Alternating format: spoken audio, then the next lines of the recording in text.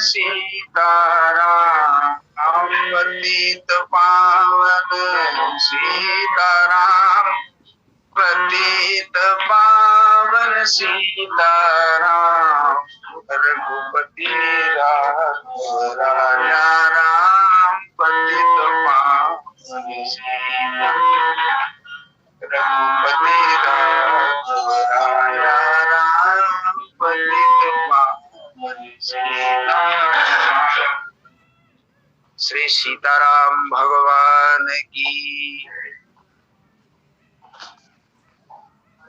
ये भगवत कृपा है मुझ पर,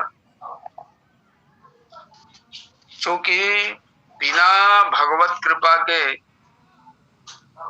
और बिना पुण्य के तो संतों का संग नहीं मिलता, भगवान की कथा कहने का सुयोग प्राप्त नहीं होता। और ये मेरा सौभाग्य है। कल तो ये अचानक हुआ था, मुझे चिरंजीव युवराज सिन्हा ने फोन करके कहा कि महाराज जी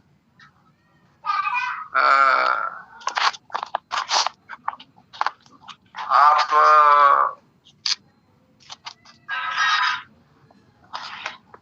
बोलिएगा।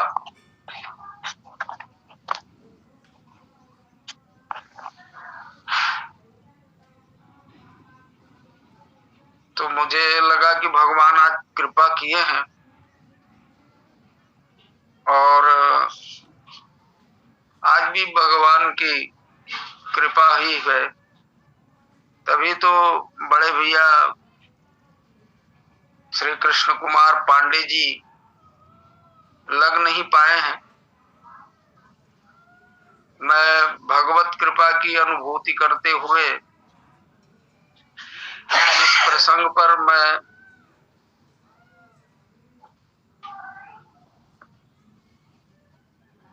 अपनी चर्चा रखूं, अपनी बात रखूं। तो हम कह रहे थे मन युक्त बुद्धि और बुद्धि युक्त मन, चूंकि ये साथ चले हैं ना, ये दोनों के दोनों एक साथ होके चले। मनु जी विचार करते हैं, ज्ञान पूर्वक विचार करते हैं। जब विचार, आप देखिए यहां वरदान का प्रसंग आया है, तो वरदान का प्रसंग आया है तो यहां से ये यहां पहुंचे हैं, तो इसके पहले ये विचार करते हैं कि होई न विषय विराग, भवन बसत बा चौथपन, हृदय बहुत दुख लाग, जन्म गयऊ हरि भगति बिन। हृदय में दुख होता है उसको, बड़ा उसको दुख होता है। तो दुख किसको होता है? जिसका हृदय, जिसका मन पूर्ण रूपेण काम करता हो, हर समय उसका हृदय दुख प्राप्त करता है, दुखी होता है। और ज्ञानी लोगों का इस दुख और सुख से कोई लेना देना नहीं होता। इसलिए मैं कहा कि मनयुक्त जीव, लेकिन ये विचार क्या करता है? विचार करता है कि जन्म गयो हर भगत बिन, और वैराग्य नहीं हुआ। तो इसीलिए गोस्वामी तुलसीदास जी को लिखना पड़ा, ज्ञान भगति जन धरे शरीरा में, ज्ञान का शरीर धारण करके ये जा रहे हैं। पहले तो ये मन युक्त, हृदय युक्त था और मन में ही पूरा राग बैठा हुआ। राग कहां बैठता है, आसक्ति कहां रहती है, तो आसक्ति राग तो मन में ही रहती है। वहां दुख हुआ, ये विचार किया हृदय से, और विचार किया तो वे निकल गए। विचार करना माने ये ज्ञान के क्षेत्र में आने वाला है। विचार जो होता है वो ज्ञान मूलक होता है। इसलिए गोस्वामी तुलसीदास जी महाराज ने ज्ञान साधना के पथिक कहने लगा, और उनके साथ में है भक्ति स्वरूपा सतरूपा जी। ये दोनों में दोनों का मिश्रण है। तो ये अच्छा, मैं पहले ही बताया कि भक्ति करने वाले ही भक्त ही भगवान को मांग लेते हैं, और भगवान को उनका जो स्वरूप है अपने भाव के द्वारा उसको परिवर्तित कर देते हैं। आप सब लोग जानते ही हैं, महाराज मनु का दूसरा जन्म अयोध्या में त्रेता युग में हुआ था, और अपने भाव के अनुसार उसको पुत्र बना लिया। तो इनकी जो मांग है, अच्छा सबकी बात तो नहीं मानते भगवान, सबकी बात भगवान नहीं मानते। मानते हैं किसकी बात मानते हैं? भगवान श्री रामचंद्र जी महाराज कहते हैं, माता सबरी से कहते हैं, कह रघुपति सुन भामिनी बाता, मानहु एक भगति करनाता। कह रघुपति सुन भामिनी बाता, मानहु एक भगति करनाता। भक्ति ही है। अहम भक्त पराधीनो, मैं भक्तों के अधीन हूं।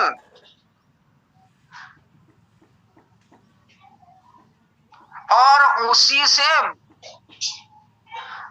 भक्त जो है मुझे अपने अनुसार, अपनी भावना के अनुसार, अपनी कल्पना के अनुसार मुझे बना लेते हैं। देखो ना,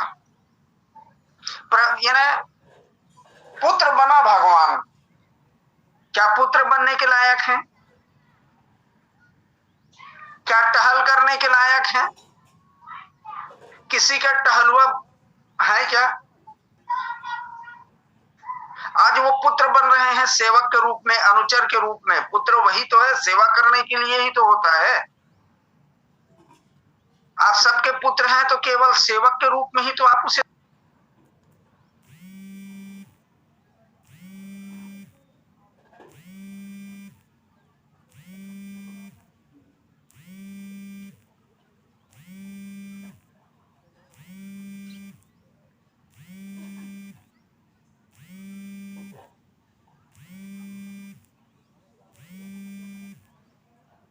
सक्षम नहीं होगा तो मेरा यह काम आएगा, मेरी सेवा करेगा।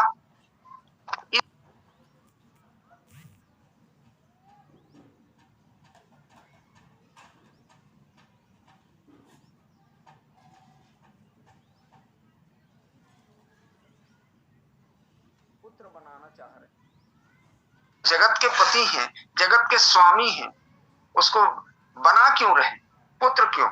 इस पर चर्चा मैंने कल की। तो यहां माता सतरूपा जो है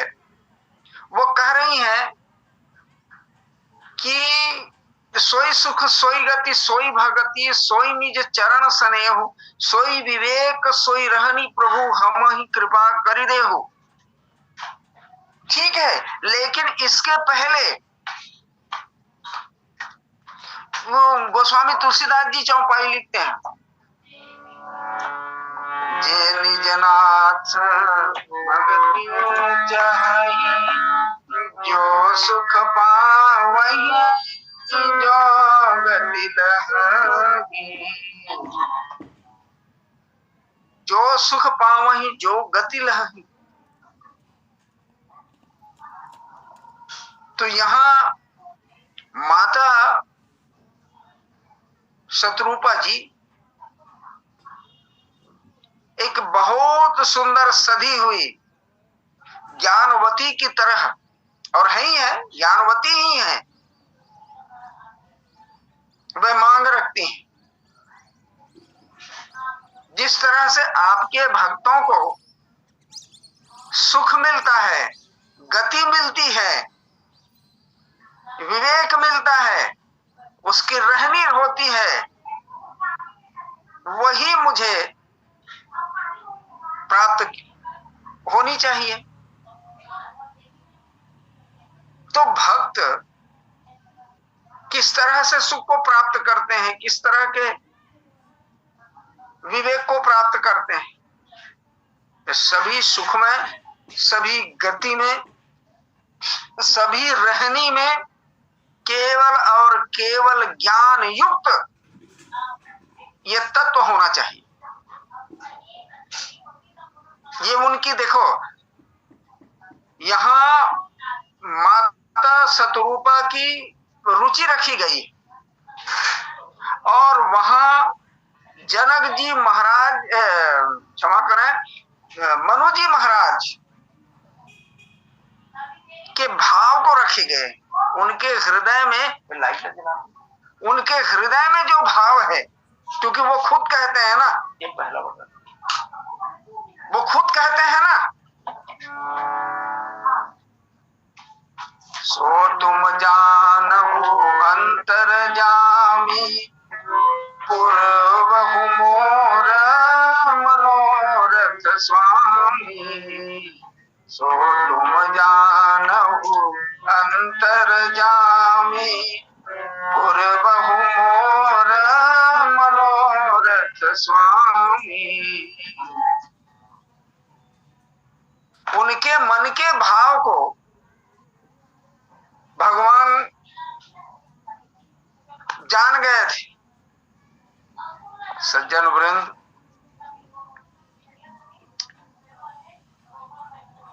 यहां भगवान सेवक के वश में होते हैं।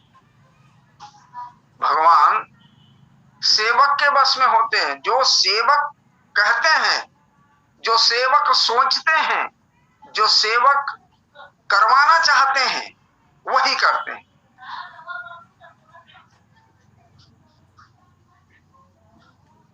भगवान के लिए मनु जी ने कहा है, सुन सेवक सुर तरु सुर धेनु,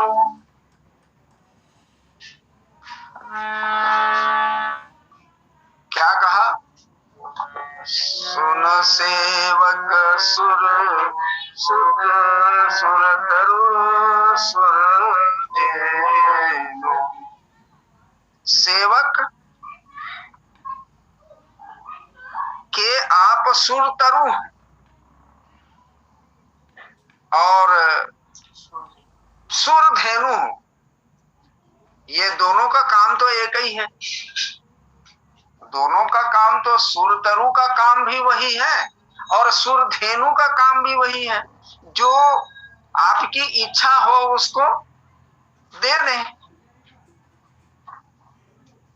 सुर तरु के नीचे में यदि आप बैठे हैं और जो आप मन में भावना करें, मन की इच्छा करें, वो आपको दे देंगे।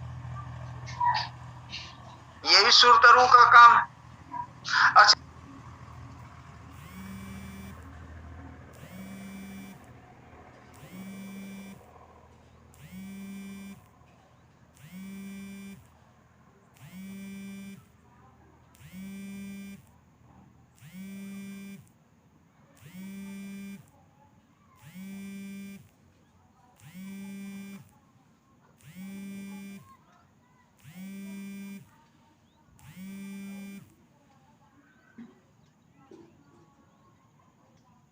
जी महाराज के दो ये शब्द हैं, सुरतरु और सुरधेनु, इसलिए कि ये दोनों के दोनों हैं।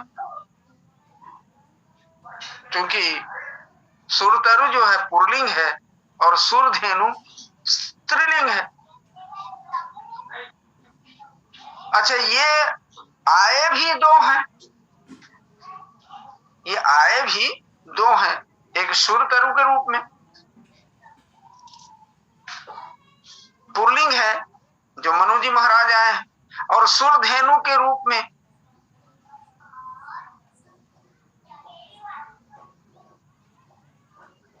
ये स्त्रीलिंग है। तो ये माता शत्रुपा जी आई हुई है, तो दोनों के लिए ये सिद्ध है, दोनों के लिए ये आए हुए हैं और दोनों के लिए आकर दोनों की इच्छाओं की पूर्ति करते हैं। यद्यपि माता शत्रुपा कुछ चाह नहीं रही थी, चुपचाप खड़ी हुई थी हाथ जोड़कर, लेकिन भगवान ने कहा कि तुम भी वरदान मांग लो। क्यों कहा? वो तो मांग चुके थे। महाराज दशरथ तो कह चुके थे कि भाई चाहूं तुम्हें समान सुत, प्रभूषण कवन दुराव, तो तुम्हारे जैसा मैं पुत्र तो चाहता हूं, हो तो गया, तो फिर अलग से ये कहने की क्या आवश्यकता है कि तुम भी कुछ मांग लो। सबसे पहली बात तो यही है कि तुम भी कुछ मांगो, ये कहने का तात्पर्य क्या है?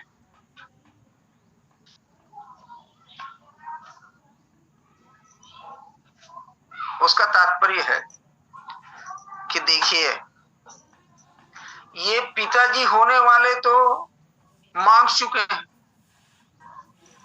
ये पिताजी होने वाले तो मांग चुके हैं कि तुम मेरे पुत्र बन जाओ, और तुम मेरे पुत्र बन जाओ, मैं पुत्र बनने को तो तैयार हूं, पर क्या माता जी मुझे आप पुत्र बनाने को तैयार हैं कि नहीं है? माता जी आप मुझे पुत्र बनाने के लिए तैयार हैं कि नहीं है? यह मानस की सबसे बड़ी बात है।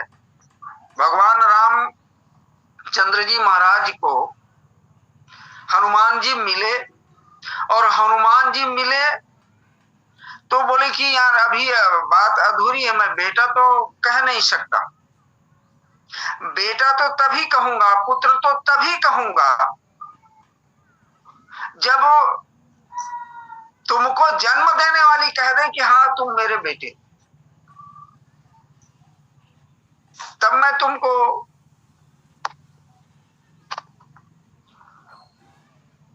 पुत्र के रूप में स्वीकार कर सकता हूं।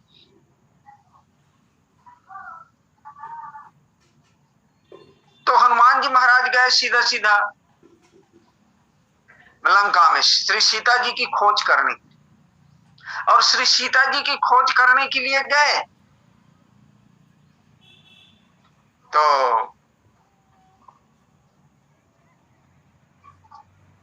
माता सीता जी कह दिए, उसको पुत्र कह दिए, सुनो सुत विपिन करहि रखवारी। और तो यहां अब प्रमाण पत्र मिल गया कि हाँ आपने मुझे जन्म दिया है। जब आपने मुझे जन्म दिया है, उसके बाद में भगवान राम के समक्ष जब आए श्री सीता जी की खोज करके समुद्र के इस पार, तब भगवान ने कहा कि मैं अब तुमको मैं पुत्र कह सकता हूं। माता कह दे कि तुम मेरे पुत्र हो, तब मैं तुम्हें पुत्र रूप में स्वीकार कर सकता हूं। ठीक इसी तरह से यहां भी एक बात आती है कि पिताजी तो कह दिए हैं कि चाहो तुम्हें समान सुख, मैं पुत्र तो बन सकता हूं, लेकिन पुत्र बनने के लिए मुझे आपका आश्रय चाहिए, आपका आधार चाहिए, और बिना आपके आधार का मैं पुत्र बन ही नहीं सकता। इसलिए भगवान आने का आधार खोज रहे हैं, माता शतरूपा से आधार प्राप्त कर रहे हैं कि माता जी आप मुझे आधार मान रही हैं कि नहीं, आप मेरा आधार बन रही हैं कि नहीं बन रही हैं।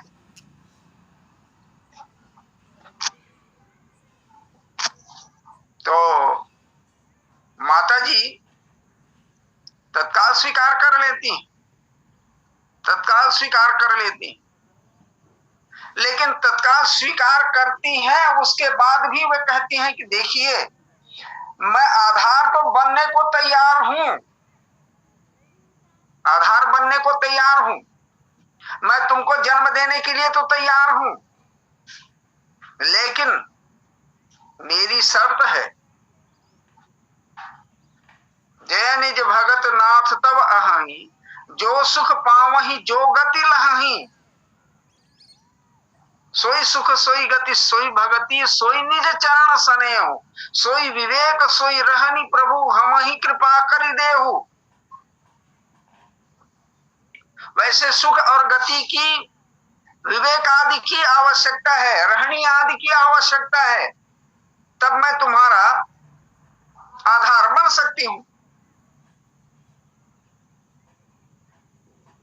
तो भगवान केवल एक के द्वारा ही पुत्र नहीं बनते, क्योंकि मनु सृष्टि में मनु जी के द्वारा अपवाद को छोड़कर बिना स्त्री के कोई पुरुष पुत्र उत्पन्न नहीं कर सकता। तो उसको तो आधार भी तो चाहिए ना। अच्छा, साथ ही साथ में जितनी तपस्या महाराज मनु ने की है, उतनी तपस्या तो शतरूपा माता ने भी की है। एक दूसरा भाव यह है कि शतरूपा माता भी तो उतनी ही तपस्या की है, पुत्र मांग लेने मात्र से नहीं, पुत्र बन जाऊंगा ऐसा कहने से नहीं, उसको सबसे पहले भगवान आधार ढूंढ रहे हैं कि मैं आऊंगा, लेकिन आधार की आवश्यकता है, तुम्हारा पुत्र बनूंगा तो मुझे आधार की आवश्यकता है। इसलिए भगवान मनु से न पूछकर सीधे सीधे माता शतरूपा से पूछने लग गए कि माता जी आपका आधार चाहिए मुझे।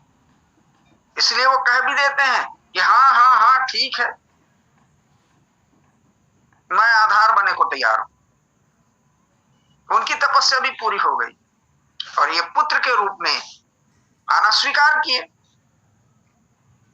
भगवान कृपा किस तरह से करते हैं, वो कृपा निधि हैं, भगवान कृपा निधि हैं, दानी शिरोमणि हैं और कृपा निधि भी है। यहां मनु जी महाराज कहते हैं तुम मेरे पुत्र बन रहे हो, तो तुम मेरे पुत्र बन रहे हो, कोई सहज पुत्र तो नहीं बनोगे, ईश्वर साक्षात तुम ईश्वर मेरे पुत्र बनोगे। तो साक्षात जब मेरे ईश्वर पुत्र बनोगे तो ये मेरा सबसे बड़ा सौभाग्य होगा। ये मेरी तपस्या का फल देने के लिए आप आए हैं, और तपस्या का फल देने के लिए आए हुए हैं। तो आपका दर्शन तो मैंने मांगा था और आपने मुझे दर्शन दे दिए, लेकिन अब आप कह रहे हैं कि मुझे कुछ मांग लो, तो मुझे कुछ मांग लो तो आप मेरे पुत्र बन जाइए। और भगवान भक्ति के वश में होकर ही सब कुछ उनके नाते, जैसे हम आप सब लोग किसी के घर तो नहीं जाते ना, किसी अनजान के घर नहीं जाते। हम जब भी जाते हैं तो अपने रिश्ते नाते पहचान के घर में जाते हैं। और जब तक पहचान ना बनाए, जब तक रिश्ते ना बनाए, तब तक आपके घर में चाहे कोई भी व्यक्ति हो वो नहीं जाएगा। तो भगवान को नाते की आवश्यकता है। सो प्रभु प्रेम भगति बस अहै, वह परमात्मा तो केवल प्रेम भक्ति के वश में है, टहल करने को तैयार हैं। जो कुछ भी आप करवाना चाहते हैं वो करने को तैयार है। आप भगवान के चरित्र में देखते हैं, विश्वामित्र जी महाराज के पैर दबाते हैं, छोटे से छोटे टहल करते हैं, उनके साथ में पीछे पीछे चलते हैं, आगे आगे चलते हैं। विश्वामित्र और पीछे पीछे चलते हैं भगवान राम और लक्ष्मण। तो हम भगवान की भक्ति करें और भगवान की भक्ति करके अपने साथ चलाएं, अपने वश में रखें उसे। भगवान भक्तों के वश में होते हैं। वो खुद कहते हैं, भगवान भगत के वश में होते आए रे, भगवान भगत के वश में। भगवान भक्तों के वश में होते आए। भगवान भगत के वश में होते आए